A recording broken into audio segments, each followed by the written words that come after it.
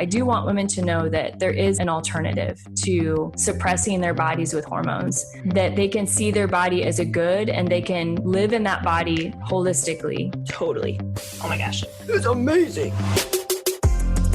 Join co-hosts Jamie Rocci and Teresa Kenny as they educate women about the beauty of the feminine design and empower women to take charge of their health.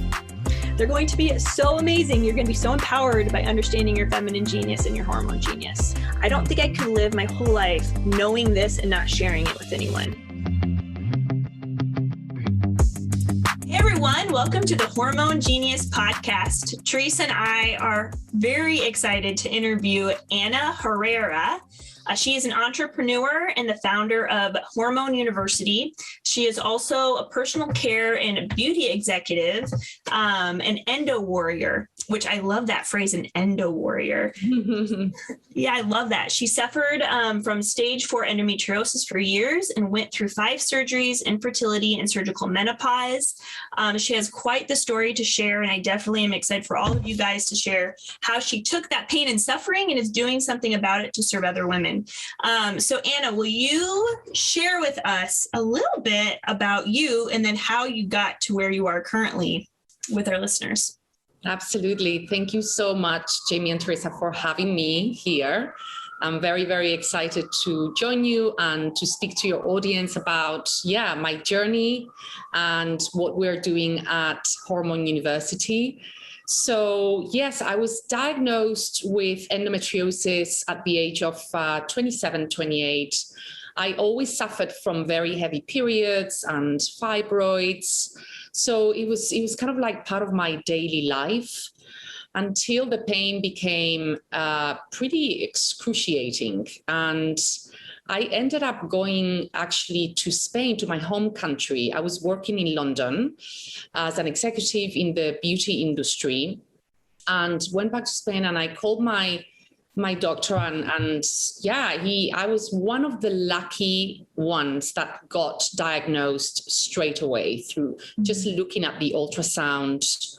He immediately knew that I had endometriosis.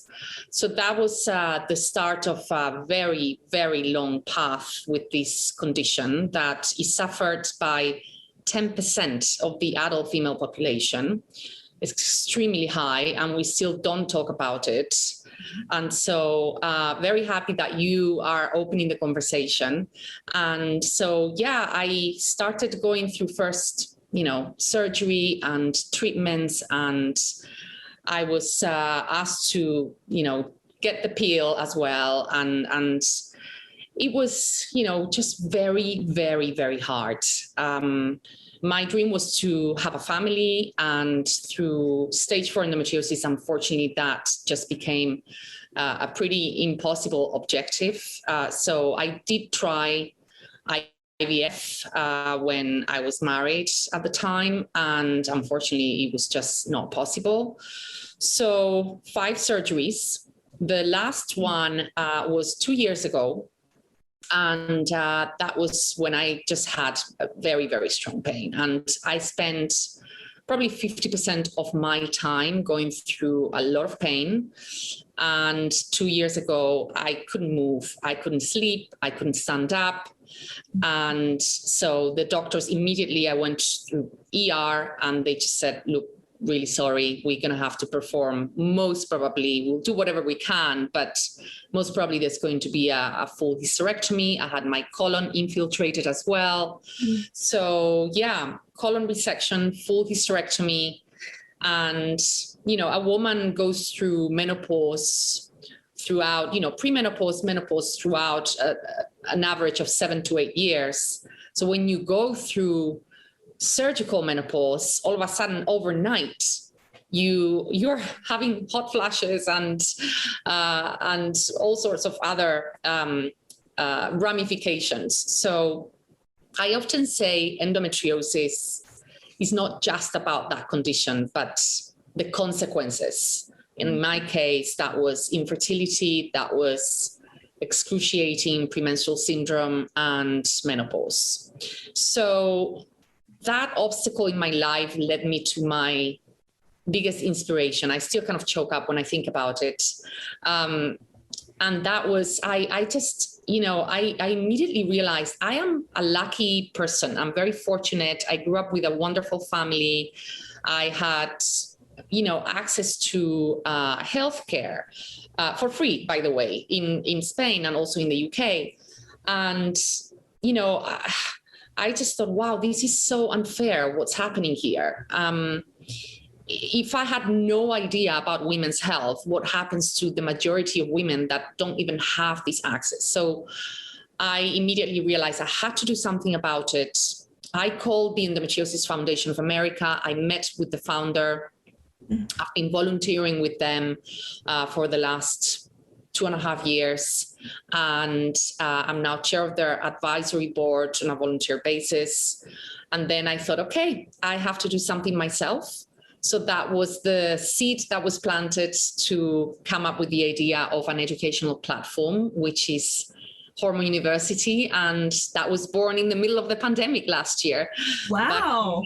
Back in May. So yeah, and wow. That's where we are. And the mission of Hormone University is to become the destination for education and for having women like you also come on board and spread the word and raise awareness about easily digestible information, not too scientific, because I think it's really important that from the moment that we have our first period until we go through menopause, that we understand what's going on with our health, with our hormonal health.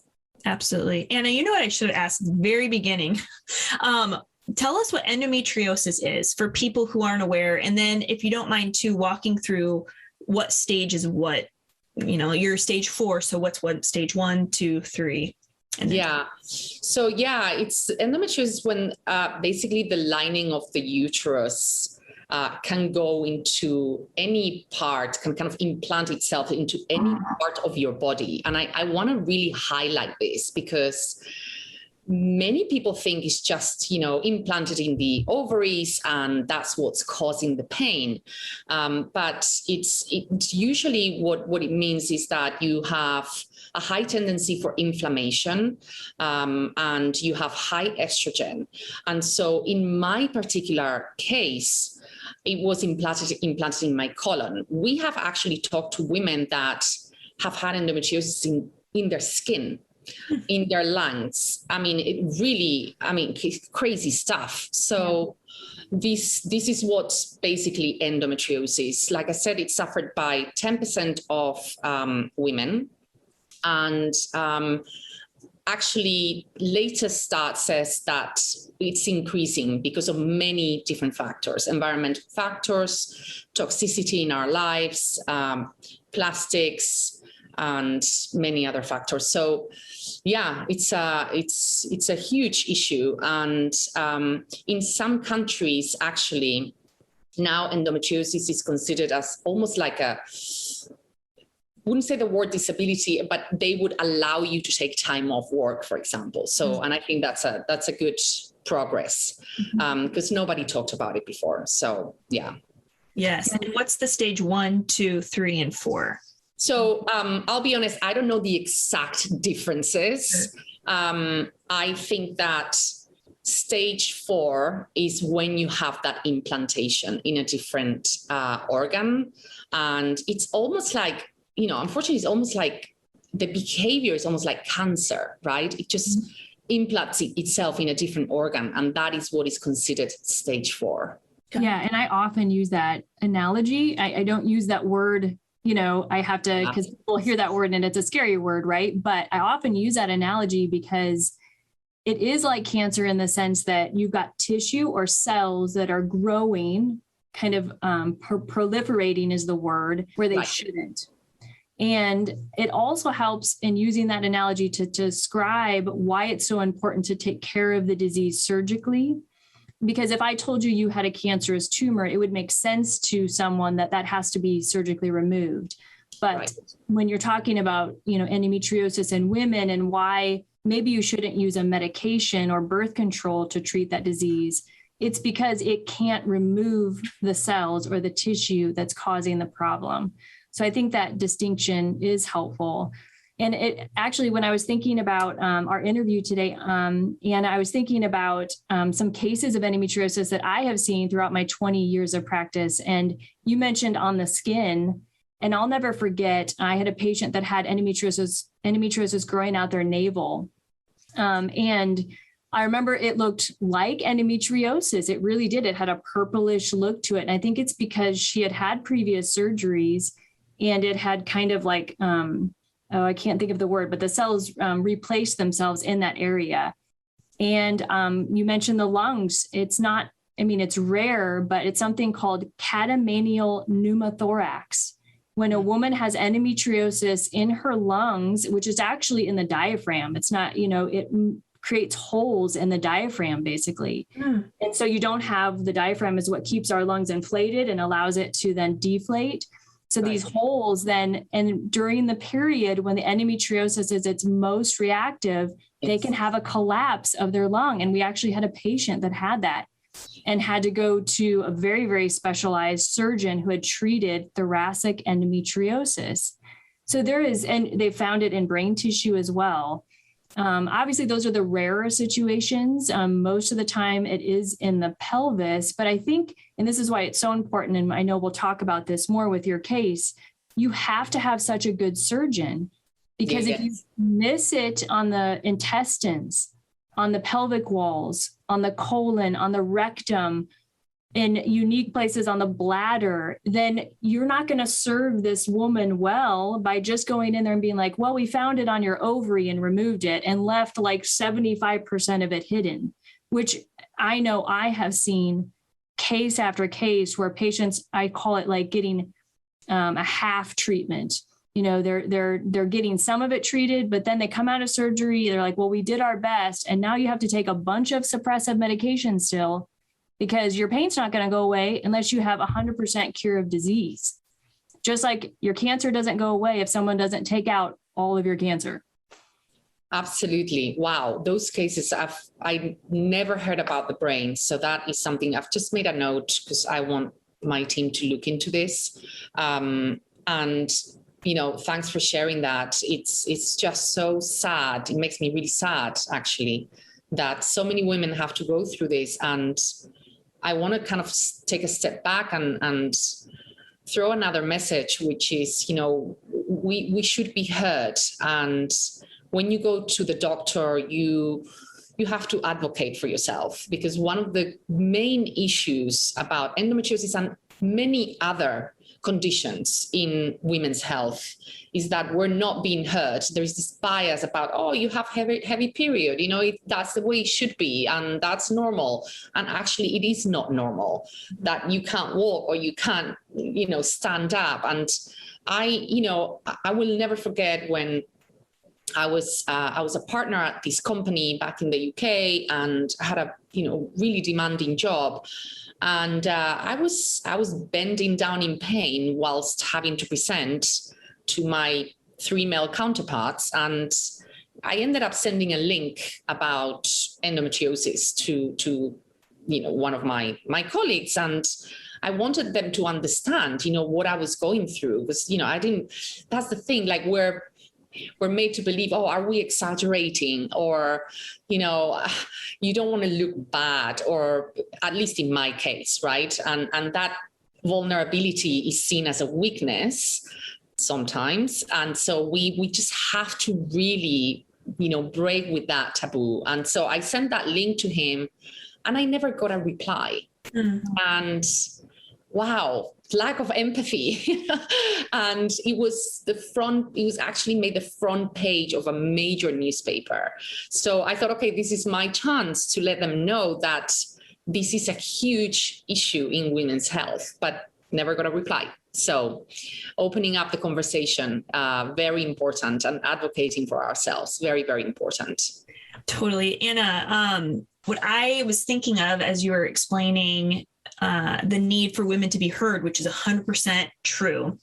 I think sometimes, for the example that you gave with the male colleague, I think women too, because so many women are on suppressive medications, that their cycle seems maybe easy when it's not a true cycle at all. And so it's really covering up like a Band-Aid, potentially endometriosis, PCOS, that kind of thing. And like Teresa said at the beginning, like birth control isn't going to take away those endometrial cells.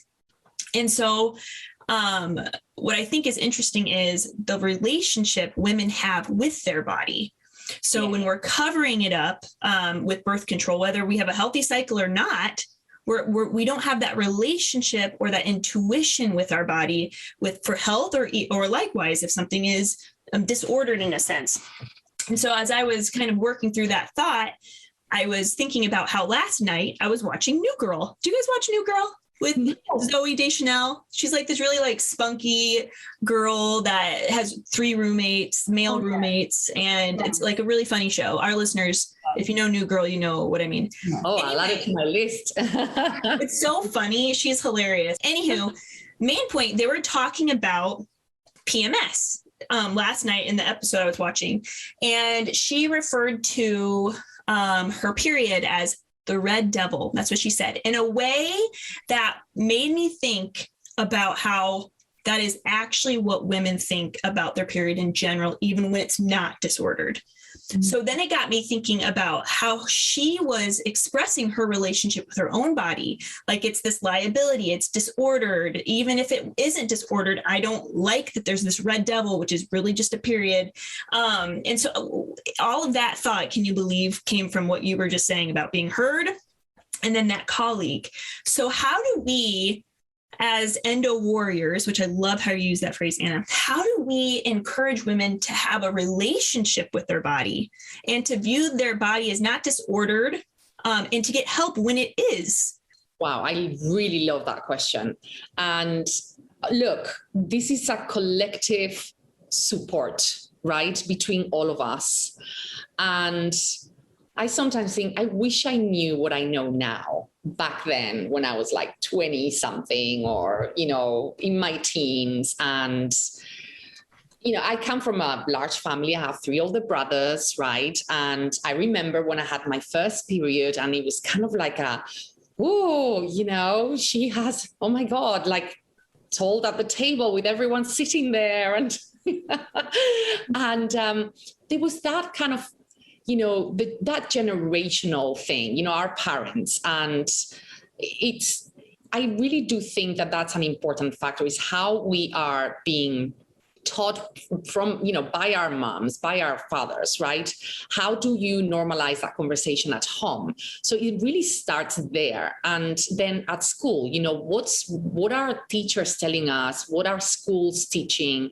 Are they doing this in a way that they can make not just the girls, but also boys, right, to respect and to be empathetic about what we go through? Because I think that what we have as women is so powerful, right?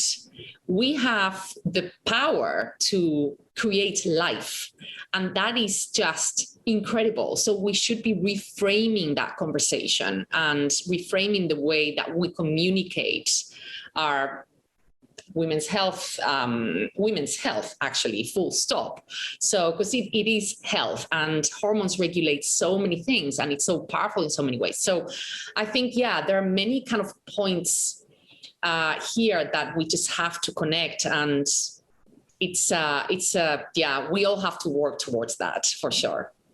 Which of course, that's, I assume, the goal of Hormone University. Yes.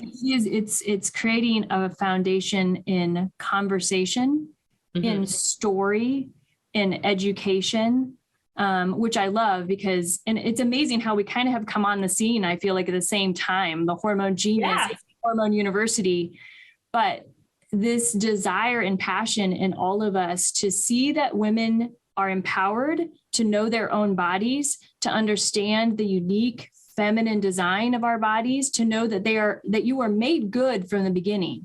Right. Which is, again, the idea that we shouldn't call our period the red devil. It's right. We were made good, this power, the central power we have in this thing in the menstrual cycle, and how much good that it does for our health.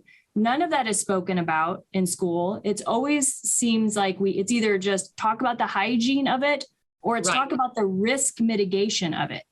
Right. Instead of seeing it as like something good, as a power. And, so tell us, I guess, about Hormone University and what you're trying to do and give to the world. I love the fact that you're trying to reach, I think, 1 million women by 2023. What an awesome goal. It's awesome. Yes, and it's a tough goal, but we're working hard towards it. Someone from my team is sitting here, and she's the one in charge of all the branding. And look, for me, it's personal, right? It's a personal goal. We are not monetizing at the moment, and believe me, there is so much work in the background. And that basically is the goal. So we want to, we have a lot of great plans. We want to reach out to schools. We want to really influence education from the start of this journey as a teenager, right? And also, as I said, not just for women, but for boys or for brothers or for dads or for husbands. And so that's really what we want to do.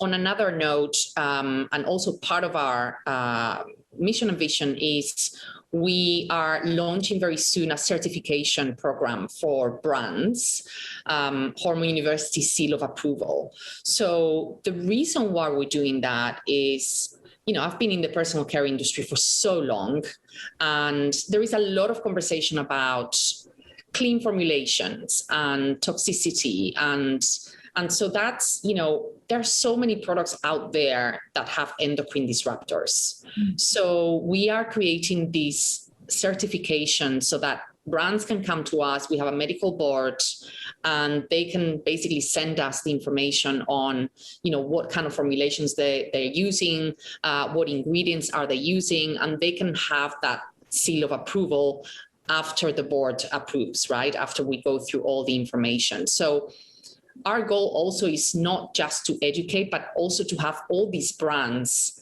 take accountability for what they're putting out in the world. That we believe is extremely important. So yeah, that's really where we are, and that's the goal. Anna, can you talk about the role of endocrine disruptors and xenoestrogens on the menstrual cycle, and why this is an important conversation to our listeners? Really, really important conversation. And look, they can have such an effect in terms of inflammation and producing more estrogen in our bodies. And then we come to a point where we have a mix of things happening. One is we are highly stressed, right? This is our society at the moment. Mm-hmm. And actually, I was reading a report about what is happening in the US with women's health. Yeah. And I looked at a study with other countries in Central Europe, in Northern Europe. There was also New Zealand, there was Canada. And more than 1/3 of women in the US skip needing medical care because of the cost. Mm-hmm. And I say this because, now linking back to your question about the importance of having a clean life, let's say, and being very, very careful about plastics and other environmental factors, is that we need to take care of ourselves, right? Because the healthcare system is very, very hard for many women with, low income. But going back to the point on what it does to your body is that inflammation that is the issue, and this, you become highly estrogenic, and then how do you detoxify that? How do you get rid of that? So that's where that, alongside the fact that we are highly stressed, high cortisol levels, which also produce inflammation. Mm-hmm. So all of these factors, not just one, right? It's a number of factors that have a huge, huge influence in things like PCOS, endometriosis, changes in your menstrual cycle. So a lot of ramifications there. So what I'm hearing you say, there are things that we can do as women. So women, those of you who are listening, if you have endometriosis, if you don't, if your periods are painful, cramping, anything like that, that there are things that we can do at home.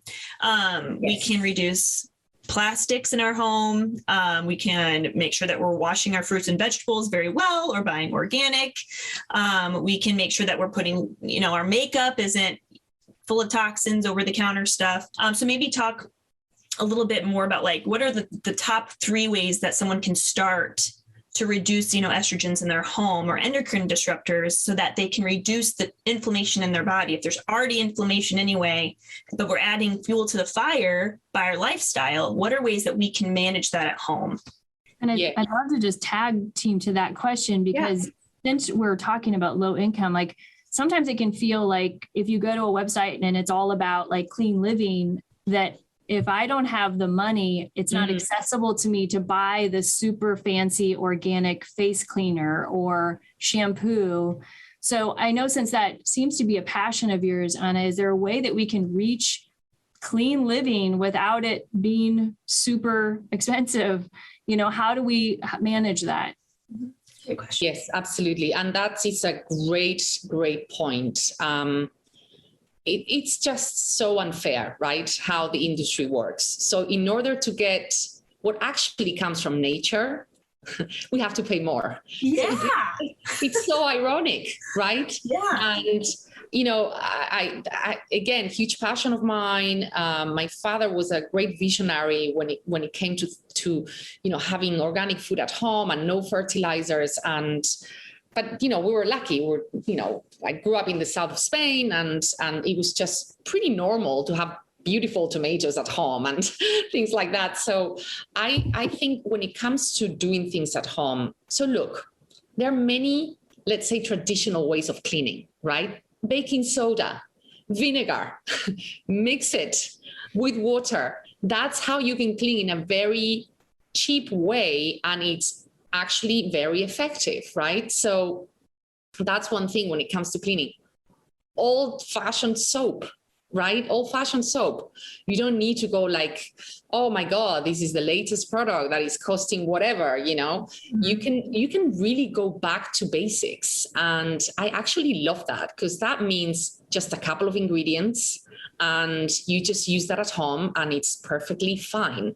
So those are a couple of examples. And, I just think that, again, you can do the same for beauty. There are brands out there that are actually affordable, and you should always look into your community. There are always women that, produce things and scrubs and cleansers and things like that. So look around in your community, support your community.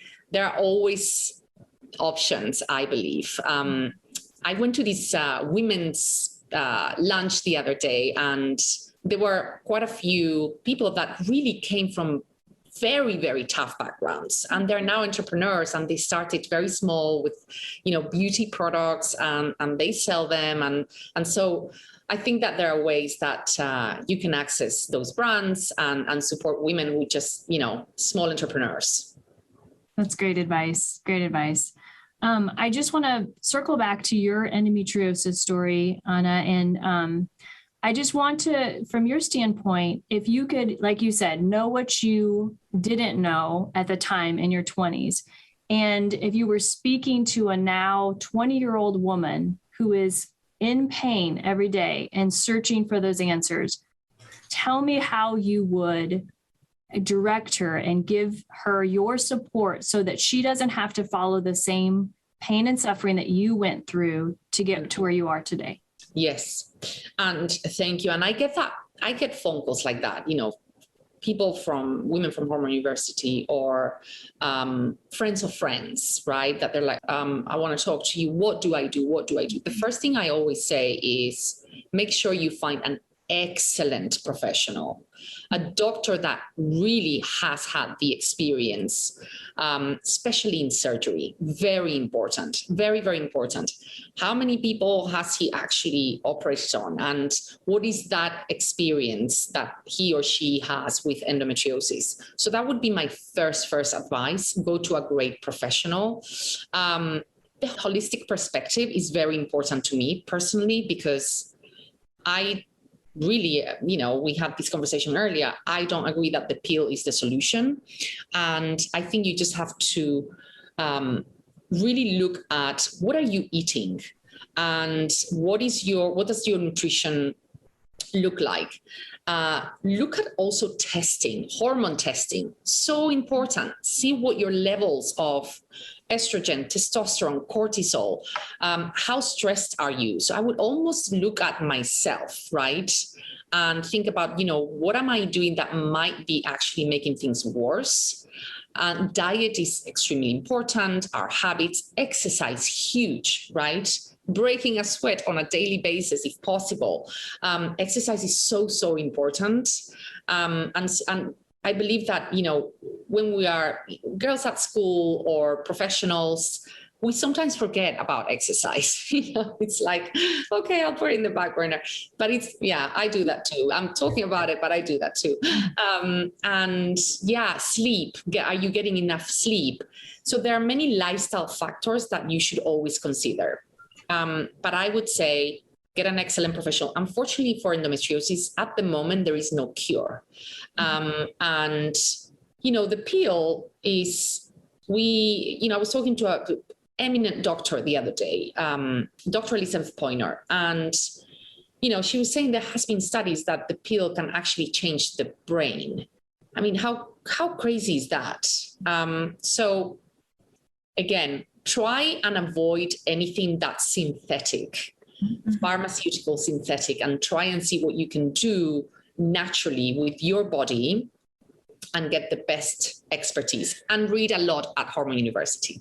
That's right. Well, very good, Anna. We like to wrap up interviews with this question, and then we want you to be sure to share with the listeners how they can find more out about you and Hormone University. But what would you tell a young woman about her hormone genius? What do you wish every young girl knew about her hormone genius? So I would say, don't be embarrassed about what we have, our cycle, our health. Don't be embarrassed. Open the conversation. I think even as women, we tend to judge other women, right? And if someone is not going through pain, they might kind of minimize what you're going through. Yeah. So I would say, no, try and have that conversation and that empathy with other women. I would also say that advocate for yourself. Ask questions all the time. Asking questions is crucial. And then again, try and avoid anything that's not natural, if possible. And read as much as you can. Just educate yourself. It's really, really important. Yeah, that's just awesome. We're in at least a day and age, even though it's stressful and things are sometimes a little wacky, information is there. And how beautiful it is that we can all go out and read more and educate ourselves, and we can be the advocate of our own hormone genius. Absolutely. And so I'm so glad that you have this Hormone University. I know it will reach 1 million people by 2023. That is amazing. And you will help so many women out there to empower them with this education. So thank you for the work that you're doing. And thank you for being on the Hormone Genius podcast today. Oh, it's my pleasure. And just as a last note, we're rebranding our newsletter and we are calling it The Waiting Room, because that's where we usually read all these magazines, right? Oh, I love that. And we want women to read our newsletter before they go to the doctor, right? So that they can inform themselves. Yes. So please subscribe. Awesome. Do you have social media? Yes, at Hormone University, all in one word. All right, very good, Anna. Well, thank you so much for spending this time with us, and have a great rest of your day. Thank you so much for having me. Thank you. It's a pleasure. Thanks for listening to the Hormone Genius podcast. Please remember to share our podcast with your friends and family, and also follow us on social media. If you were not aware, we have a YouTube channel. So if you could like and subscribe to our YouTube channel to stay in the loop with all of our latest episodes, we would appreciate that. Thank you so much for your support. We are excited to journey alongside you as you discover the beauty and the genius of your hormones.